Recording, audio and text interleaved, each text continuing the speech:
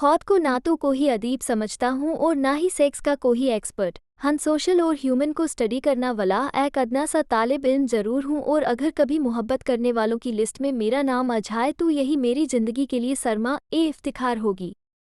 अध्याय क्रमांक एक बेहतर सेक्स संबंध के लिहाए लाइफ पार्टनर्स के लिहाए एक दूसरे का कहना है कि यौन स्पष्टता होना बहुत ज़रूरी है। इस जीवन में अगर कोई भी यौन समस्या आती है तो वो समस्या फ़ौरन हाल हो जाता है, लेकिन अगर खुलकर ना हो तो किसी समस्या की सूरत में पार्टनर एक दूसरे की समस्या है कहते हैं, चर्चा ही नहीं करते। सेक्स प्रति महिला साथी की जानकारी बिल्कुल पुरुष सेक्स समस्या प्रति ना होने के कारण होती है। शादी कहते हैं पहले सेक्स चुनते हैं, एक शजरे ममनू होता है तो सेक्स प्रति चर्चा तो दौर की बात, सेक्स का नाम कहीं भी बस ख्वातीन को चिरसी होती है।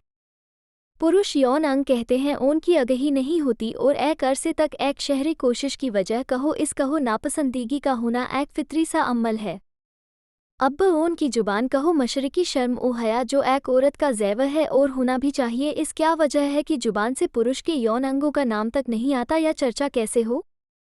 इससे हरगिज हाँ मुराद नहीं कि खवातीन को शादी से पहले ही इतना बोल्ड होना चाहिए कि वो इखलाकी तौर पर गर्वात का शिकार हूँ। और वैसे भी वक्त का सवाल, अब उल्टा तू चल नहीं सकता तू ए भी। हाँ, पति की ड्यूटी बनती है कि वो पत्नी की ऐसी जहनी तरबियत करे कि उसका जहन में उठने वाली उसकी उलझन डर हो जाए।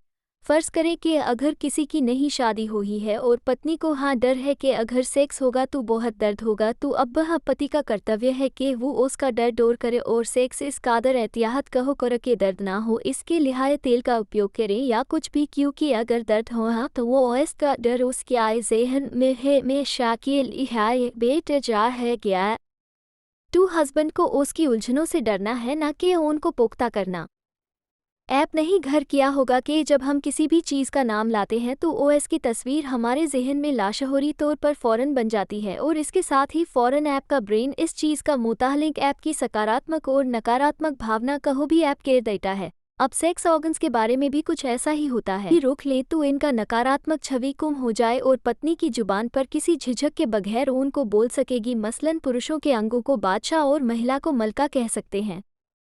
ऐप खुद बादशाह का कंपैरिजन उस नाम से करें जो ऐप की मदर जुबान में इसे कहते हैं, जो ऐप बचपन से सुनता है आहाय हैं तो ऐप को खुद ही लाकेगा कि हाँ एक आदरणीय सा नाम है।